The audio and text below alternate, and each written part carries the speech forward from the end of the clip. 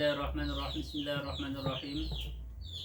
Wal qiyamu bi huquqir rububiyyati fi zahirihim bit ta'ati wa fi batinihim bil muraqabati lahu wa dawamil huduri ma'ahu annahum la yatlubuna minhu illa hadainil amrayni min khairi mura'ati haddin wala baqa'in ma'a nafsin. Bismillahirrahmanirrahim. Bismillahirrahmanirrahim. Wal qiyamu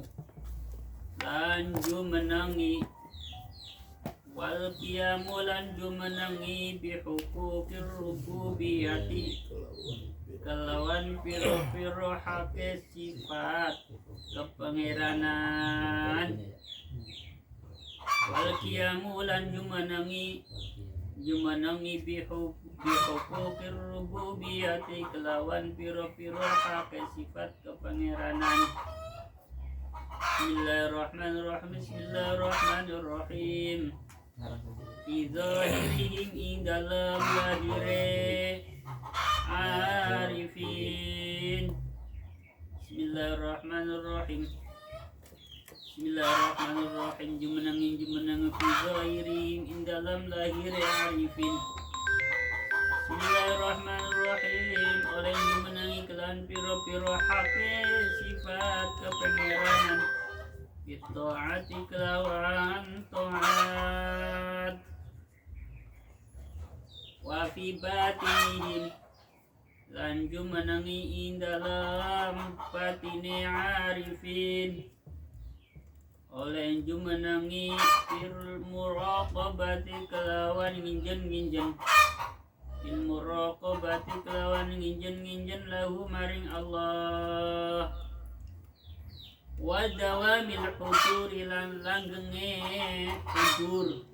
Wa dawamil huduri lan langgenge hudur ma'ahu sartani Allah. Ay annahum tegese teman satune arifin iku la yatlubuna ora padha nyupri sapa arifin, ora nyupri minhu saking Allah, ora nyupri ila hadainil amraini kejaba ing ikilah perkara loro,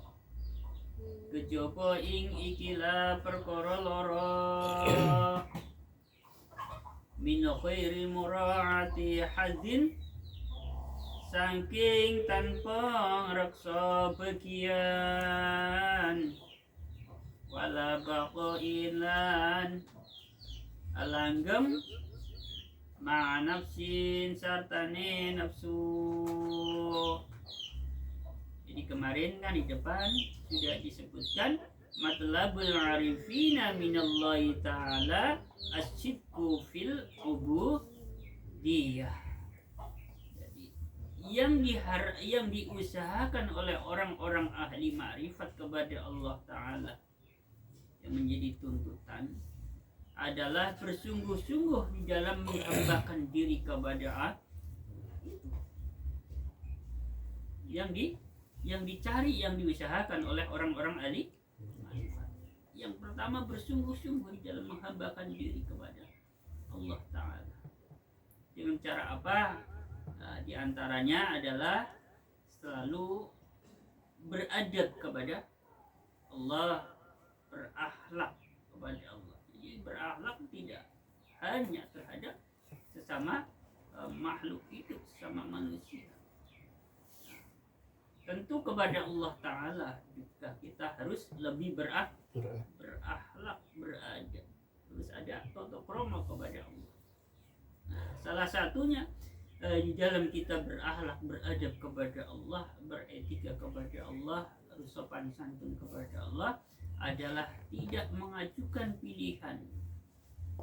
Contohnya mengajukan pilihan, ya Allah, kalau saya enggak dikasih ini ya inilah ya Allah. Ya Allah saya minta ini ya Allah. Nah, ini namanya mengajukan pilihan. Ya. Suka milih ya. Ya? Kadang-kadang suka milih. Ya suka milih. Dan termasuk di dalam beradab dan berakhlak kepada Allah, menjaga sopan santun kepada Allah, tidak ngatur Allah. Ya, sering saya sendiri itu sering merasa ngatur Allah. Pagi-pagi dikasih hujan, aduh hujan, mau jalan malah hujan. Ya, seolah ini nggak terasa kita telah ngatur. Allah yang sudah ngatur kok melalui para malaikat-malaikatnya. Jam segini wayai hujan, jam segini wayai panas, Allah yang ngatur. Kita sering hujannya nanti kalau kita nyampe kerjaan, kenapa? Jangan sekarang wayai orang berangkat hujan. Sore juga begitu, hujannya nanti, kenapa kalau sudah nyampe rumah wayai orang pada pulang. Ya, ini nggak ngatur Allah. Sering ya Allah. Egoisan manusia. Ya? Allah aja diatur apalagi ya. Jadi kalau cuman suami diatur-atur, iya biasa banget ya. Suami diatur-atur itu biasa banget. Allah saja diatur kok. Ya, itu manusia ya. Jadi kalau kita masih ngerasa diatur-atur sama istri, jangan ngerasa aneh kayak gitu. Jangan dirasa itu. Gusti Allah aja diatur kok. Ya. Apalagi suami ya.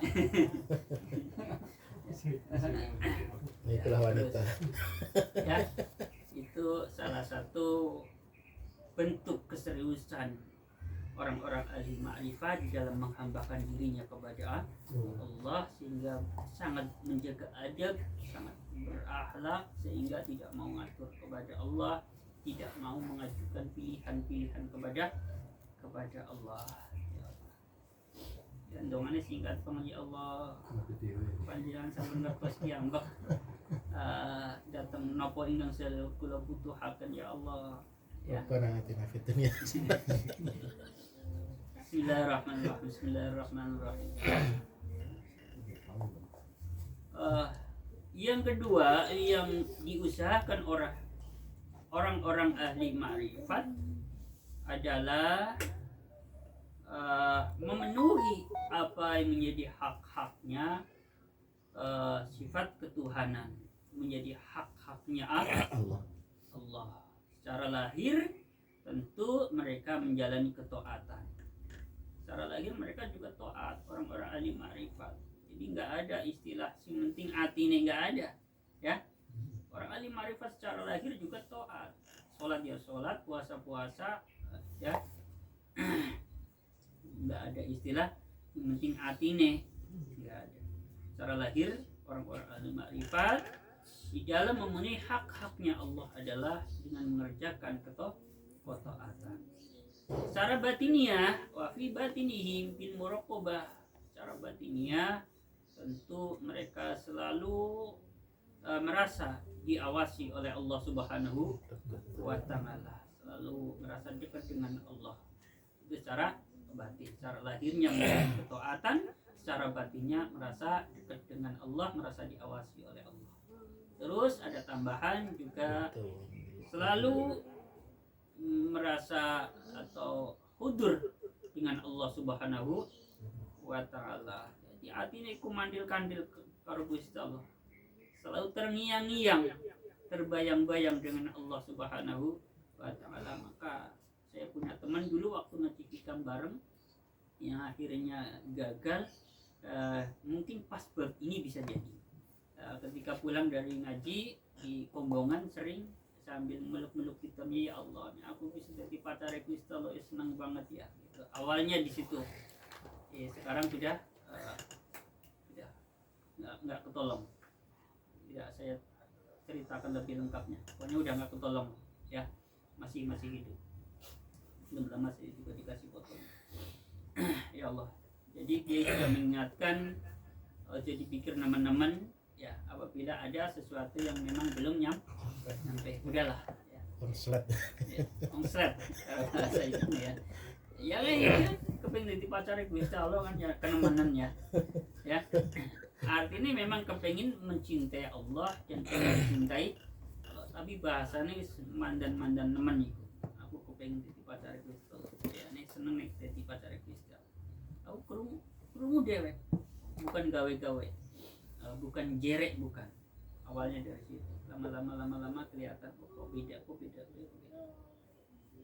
Nggak ada anak cerdas itu ya, cerdas di atas rata-rata kecerdasan. Bismillahirrahmanirrahim, itu salah satu. Makanya ketika kita ngaji ya butuh apa dawe guru ya, mentang-mentang cerdas. Bismillahirrahmanirrahim. Yang menjadi tuntutan atau yang diusahakan oleh orang ahli ma'rifat hanya dua hal. Yang pertama, bersungguh-sungguh di dalam menghambakan diri kepada Allah. Yang kedua, memenuhi hak-haknya Allah. Cuma ada dua hal, tanpa menjaga apa yang jadi bagiannya. Ya, kalau orang-orang seperti saya ini kan di satu sisi menjalani ketaatan, tapi sisi lain minta jatah. Contoh, aku sholat kepengen ulih ganjaran. Orang-orang ahli ma'rifat tidak semata-mata menghambakan diri kepada semata-mata ibadah. Aku gelem ngaji karena kepengen pintar. Ini kan namanya masih meminta bagian, Mengharap balas jasa. masih ada mengharap imbalan. Aku gelem taat karena kepengen masuk surga. Aku gelem ngindari maksiat karena wedi disiksa. Nah, ini namanya masih minta bagian, masih minta jatah, masih minta imbalan. Orang-orang ahli ma'rifat sudah tidak lagi mengharapkan bagian ataupun jatah. Jadi umpama orang ahli ma'rifat sholat duha yang nggak bahas masalah engkau rezekinya lancar atau orang nggak ada bahasan baca surat Maryam, nggak ada bahasan menkon rezekinya lancar, orang ngalami kefikiran, nggak bahas itu ya. Beda kalau wong awak kayak nyong iki ya. Nah, itu saja udah diiming-imingi, itu kadang-kadang masih malas, udah diiming-imingin ya. Baca surat iki menkon rezeki lancar, baca surat iki kepenak usaha nih ya, masih malas. Ya Allah, apalagi kalau Bismillahirrahmanirrahim. Lanjutkan. Bi khilafi man bedane kelawan wong. Bi khilafi man bedane kelawan wong sileman ngadahum kang liyani sapa manhum ing arifin. Berbeda dengan orang-orang selain ahli ma'rifat. Tadi kan membahas orang-orang ahli ma'rifat. Ada dua hal saja yang mereka usahakan. Yang pertama, bersungguh-sungguh di dalam menghambakan diri kepada Allah. Yang keduanya, memenuhi apa yang menjadi hak-haknya Allah. Dua saja. Berbeda dengan orang-orang di luar ahli marifat. Fa innahu mangka teman satu man adahu man. Fa innahu mangka teman satu man. Maneman adahum gue mau iku lam yufarik mongko ora. Bismillahirrahmanirrahim. Iku lam yufarik mongko ora misah sapa man al hudud ing bagian, ing piro-piro bagian, al hudud ing piro-piro bagian, mal akhrad lan piro-piro pondo dunya, wal akhradu lan piro-piro bando dunya fi matlabi ing dalam kegayuhan iman. Maka di luar orang-orang ahli ma'rifat itu ketika melakukan ketaatan, tetap saja mereka itu tidak bisa memisahkan, tidak bisa meninggalkan apa yang jadi bagiannya, termasuk adalah masih mengharapkan urusan-urusan kelancaran yang bersifat duniawi. Ya, selalu, makanya ada bahasa yo kepenginnya yo dunyane kepenak, akhiratnya yo kepenak, selalu kayak gitu. Sehingga dalil ayat Rabbana atina fid dunya hasanah fil akhirati hasanah wa qina adzabannar. Gusti Allah dewe sing ngajari kon njaluk dunya sing urusan dunia sing apik, akhirat ya apik. Kanjeng Nabi yang dongane koyo ngono sehingga dalil. Nah, kayak gitu. Jadi belum bisa memisahkan urusan-urusan dunia di dalam mengusahakan di dalam menjalani ketaatan kepada Allah dan Rasulnya. Selalu kalau ditanya kepengen selamat dunia nih opo akhirat ya, kepengen kepenak nang dunia opo nang akhirat ya, loro-lorone lah. Ya dunia ya akhirat. Belum ada yang bisa menjawab akhirat lah pokoknya sing penting. Masalah dunia ora dadi apa. Nah, itu kalau dalam kunci pujian memang iya terbukti.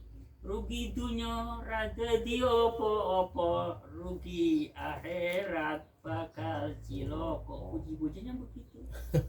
Rugi dunia nggak apa-apa lah.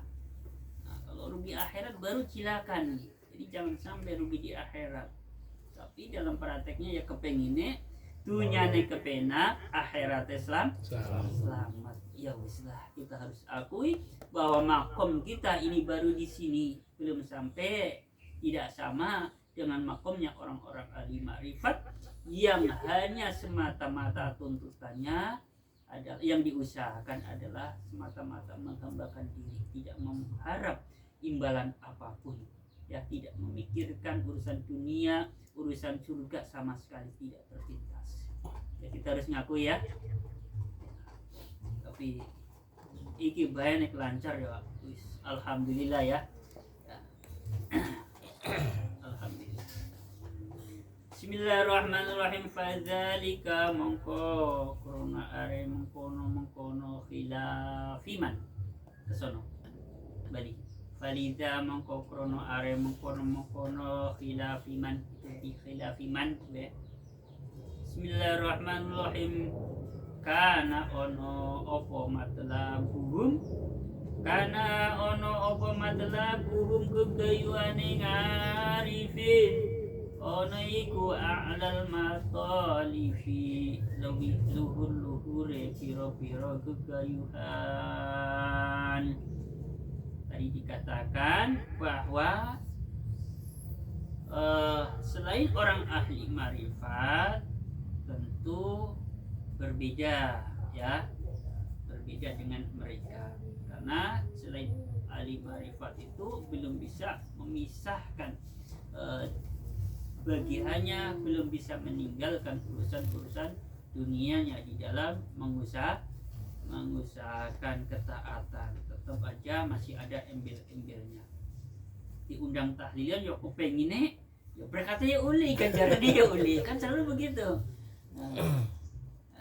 Makanya ada istilah kemarin cerita ya, nggak saya sebutin, Pak kalau Jumatan ini ada dua pilihan Pak, kalau Jumatan ke sana apa ke sana, tapi jujur Pak kalau Jumatan ke sana nanti ada nasi boknya itu bagaimana? Udah bagus itu Mas, nah, itu aja ya. Iyalah kayak gitu. Itu kemarin Mas Nabi di di sana nggak saya sebutin kan kemarin setelah sesi apa nih setelah ya, lagi ramah tamah gitu kan ada nanya kayak gitu, mengaku secara jujur kan itu bagus Mas, udahlah ya. Jangan orang-orang yang kayak gitu jangan dimentahkan ya. Jangan kayak gitu Mas. Ya memang ya itu baru makhluknya itu anggap aja bagus Pak. Mau datang ke masjid Jumatan kok ya. Nasinya halal. Nggak bagusnya di mana? Yang mana lebih jauh? Nah? Yang mana lebih jauh? Ya udah bagus aja Pak, enakin aja. Tangguh penyemangat. Penyemangat. Yang nasinya Jangan jauh dimentahkan, masjidnya, jangan yang dulu-dulu ada ya. nasinya dekat gitu. Kalau bisa ya ketaatan itu Yang ada nasi makannya dekat. yang semata-mata karena Yang ada nasi makannya melaksanakan ketaatan, jangan ada embel-embel nasi pok ya. Jangan dimentahkan gitu ya. Soalnya itu baru makom. Nah, Itu saja sudah bagus kok, sudah bagus ya. keren Ya. sih. Tapi ya itu bagus ya, jujur banget. Kemarin nggak ada kan? Kan baru sholat malah tas jalan. Baru sholat langsung melayu pengen oleh nasi blok. Bismillahirrahmanirrahim. Bismillah. Tadi mana? Bismillahirrahmanirrahim. Oleh sebab itu apa yang diusahakan oleh orang-orang ahli marifat itu adalah yang tertinggi, a'lal matolibi, pokoknya udah kelas paling dhuwur lah apa yang diusahakan atau amalan-amalannya orang-orang ahli marifat. Bismillahirrahmanirrahim. Qala sindiko sopo Abu Madyan qaddasallahu sirrah, ngendikane syatana baina man himmatuhu al-huru wal kusuru wa baina man himmatuhu rafnus suturi wa dawamul huduri. Bismillahirrahmanirrahim. Syatana ado banget baina man ing dalem antarane wong siriman himmatu kang utawi cita-citane man iku al-huru piro-piro widadari,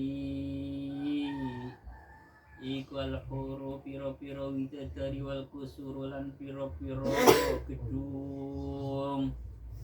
Wa bainaman lan ing dalem antarane wong sileman himmatu kang utawi cita-citane man iku rafmus suturi, ngilangi piro-piro aling-aling.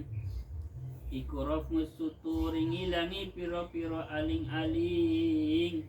Wa dawamul huturi, lan langgenge huture ati.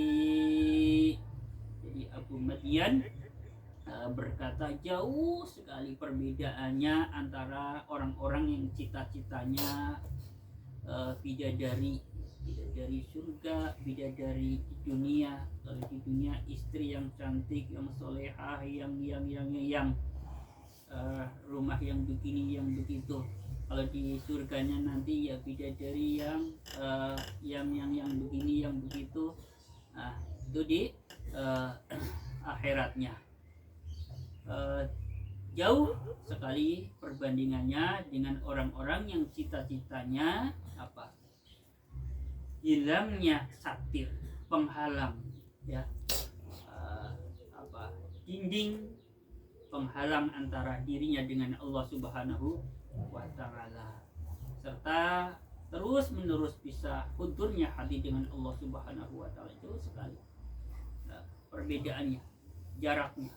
Jadi orang-orang yang cita-citanya bidadari surga, ya, surga isinya, dengan orang-orang yang cita-citanya pokoknya di dunianya satirnya, hijabnya itu terbuka, bisa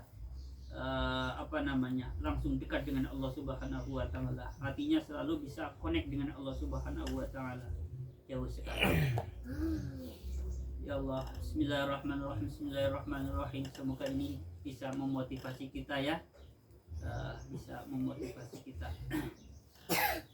Bismillahirrahmanirrahim. Sudah selesai pembahasan tentang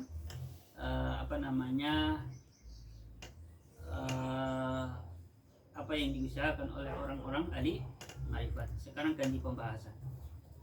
Bismillahirrahmanirrahim. Bahasa toka ayyuhal arifu kaila yubkika ma'al qabdi. Bahasa toka bunga hake sopo Allah ka ing siro. Ini awal pembahasan baru. Bahasa toka bunga hake sopo Allah ka ing siro ayyuhal arifu he eling wong kang ma'rifat. Bismillahirrahmanirrahim. Apa to ngilate Allah oleh gawe kebungahan marang sira wae wong ahli ma'rifat kaila yubkika supaya ora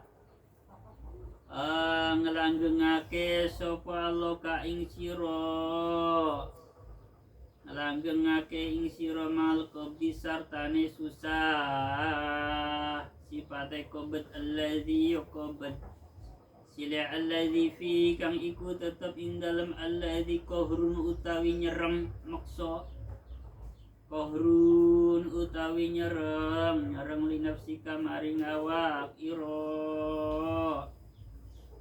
Wa ing kana lan senejana ana iku fi dalem qabd apa nafmun ono manfaat ilaka kanggo sira. Jadi ngendikane penyusun kitab Sayyid Ahmad bin Athaillah, fasabtu ka ayyuhal arifu kay la yubkika ma'al qabdi alladhi fihi qahru li nafsika wa in kana fi nafmun laka kama sayati. Allah memberikan kegembiraan kepadamu wahai orang ahli ma'rifat. Supaya apa? Allah memberikan, memasukkan kegembiraan kepada orang ahli ma'rifat. Supaya kamu tidak terus-menerus dalam kesedihan. Ya, yang mana kesedihan itu bisa membuat nafsumu tersiksa. Qahrun li nafsika, bisa membuat nafsumu merasa tersiksa kalau kamu terus-menerus dalam kesusahan. Oleh sebab itu Allah juga memasukkan kebahagiaan kepada dirimu. Sekalipun kesusahan itu ada manfaatnya bagi dirimu. Jadi perlu diketahui bersama bahwa kesedihan yang kita rasakan, kesusahan yang kita alami, apapun itu ya, penyebabnya semua ada manfaatnya. Jadi tidak ada sesuatu pun yang menimpa pada diri kita, baik itu yang menurut nafsu kita menyedihkan ataupun menggembirakan, semua adalah bermanfaat.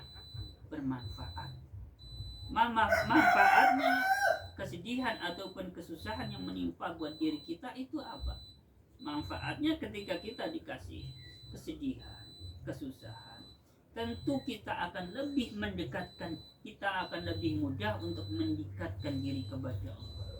Paling tidak kita akan lebih mudah untuk berzikir mengingat Allah Subhanahu wa Ta'ala. Roto-roto ya, orang kalau lagi sedih gampang istighfar, ya enggak? Coba ingat-ingat, ayo coba kita teliti diri kita sendiri ya. Di saat kita susah atau di saat kita senang, yang paling mudah untuk berzikir mengingat Allah, yang paling mudah untuk beristighfar. Kalau buat saya sendiri sih sesuai dengan di sini, yang paling mudah saat untuk berzikir mengingat Allah adalah saat sedang ada kesusahan. Jadi itu artinya kesusahan yang Allah berikan kepada kita, apalagi kepada orang-orang ahli ma'rifat, ada manfaatnya ya. Bismillahirrahmanirrahim. Makanya ada cerita orang-orang ahli tasawuf itu ada yang pernah dikasih sakit. Beliau ini tidak minta kepada Allah supaya sakitnya sembuh, karena merasa ketika sakit itu lebih mudah berzikir kepada Allah. Tapi ya kelas saya ya baru sehari saja batuk pilek udah buru-buru datang ke dokter ya, yang lama-lama lah gitu ya. Alasannya sih katanya, ini alasan saya, pengen ibadah kepenak nih awak sehat, padahal ya enggak yang terjadi ya, padahal ya enggak. Justru kalau mau jujur, saat badannya kurang enak, walaupun mungkin sholatnya tidak sempurna ya, cara gerakannya kelihatan gak sempurna, tapi batiniahnya, hatinya ya lebih banyak berzikir mengingat Allah Subhanahu wa Ta'ala saat badan sakit. Alasannya ya awak sehat, kuat, sehat, ngibadah apa baik kan kepenak, alasannya begitu, padahal enggak. Bismillahirrahmanirrahim. Tapi ya jangan sombong minta sakit ya Allah ya, itu namanya sombong itu mas ya, namanya sombong. biar dikata orang ahli marifat apa minta sakit, ya jangan ya. Bismillahirrahmanirrahim. Bismillahirrahmanirrahim. Santri ya kayak gitu. Ya, dapat ngaji kayak gini langsung. Bismillahirrahmanirrahim. Kama koyutene keterangan lema kayak kama koyutene keterangan silema saya tikang bakal tokomburi opoma seperti keterangan yang nanti ada yang akan dijelaskan di belakang nanti. Lanjut, jam berapa ini? 9.38. Dikit lagi ya, dikit lagi biar nggak kapok. Bismillahirrahmanirrahim. Bismillahirrahmanirrahim. Wa qobadzokalan yusah gawe susah sopo Allah ka ing sira. Wa qobadzokalan gawe susah sopo Allah ka ing sira. Potong ilate Allah oleh gawe susah ing sira kaila yatrukuka supaya ora ninggal sapa Allah ka ing sira, supaya ora ninggal sapa Allah ka ing sira mangal pasti sartane bunga sifatnya baset alladhi batat sila alladhi fi kang itu tetap ing dalam baset Hadun utawi ono bagian laha kanggone nafas ya, tadi di depan kan disebutkan bahasa toka kaila yubtika ma'al khubdi ya, Allah memberikan kebahagiaan kepadamu wahai orang ahli marifat supaya kamu tidak terus menerus bersama kesedihan. Nah, di sini Allah memberikan kesusahan kepadamu supaya kamu tetap mendapatkan kebahagiaan. Nah, kalimatnya rodo angel tapi gampangnya begini. Kalau kita dikasih susah, nanti kan kita bisa merasakan suatu kebahagiaan karena telah melewati kesedihan. Kita bisa merasakan senangnya naik sepeda karena sebelumnya kita lama jalan kaki begitu. Kita bisa merasakan senangnya numpak motor karena sebelumnya kita lama ya naik sepeda ontel. Wa qobadoka kayak layat ruka mal basti, gampangnya begitulah bahasa yang gampang ya. Kenapa Allah memberikan kesedihan kepada kita? Supaya Allah tidak meninggalkan kepada kita, artinya tetap memberikan jatah berupa kebahagiaan. Karena kebahagiaan itu akan bisa dirasakan, bisa dipahami kalau sebelumnya itu ada kesusahan. Kita bisa merasakan nikmatnya gigi sehat ya, makan apa aja tanpa pantangan. Kalau kita pernah ngerasain sakit gigi ya enggak ya, kita bisa merasakan kesehatan itu merupakan kenikmatan yang membahagiakan karena sebelumnya kita sakit begitu ya. Jadi tujuan Allah memberikan kesedihan kepada kita supaya kita bisa merasakan kesenangan ya, bisa membedakan mana hal yang menyenangkan, mana yang menyedihkan. Ini barangkali bisa saya sampaikan pada pertemuan kali ini. Insya Allah besok dilanjut lagi ya. Semoga kita semua bisa paham dan bisa memetik pelajaran ya. Kita ambil hikmah ya. Tadi supaya apapun yang menimpa pada diri kita, baik kesusahan ataupun kegembiraan, semua adalah ada manfaatnya buat diri. Itu Allah yang sudah memberikan aturan pada diri kita. Kasih sedih terus, mbok silik nanti, putus asa, frustasi. Ya kasih seneng lah. Kasih seneng terus, mbok sampai kebablasan orang eling karo Gusti Allah. Kayak gitu ya.